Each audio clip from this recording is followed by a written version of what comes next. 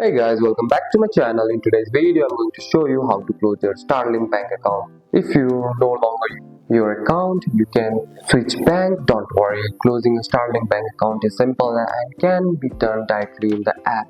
Let's get started. Before you close your account, make sure three things: your balance is zero, there are no pending payment, any subscription linked to the account are cancelled. Now let's get close to the account.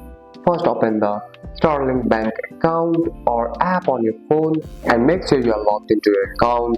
On the home screen, tap menu or profile icon to the top right corner and that will open the setting. Inside the setting, tap on close account. Starling will show you some information about your happens next. Read it carefully. Then tap continue, choose the reason or type the reason for closing your account. This is just for feedback. Confirm your choice. You may need to verify using your PIN, fingerprint or Face ID. In the most of the case, the account is closed within a short time and you will receive the confirmation message. If you don't see the close account option, don't worry. Just open the app, chat and message Starling support, tell them you want to close your account and they will help you.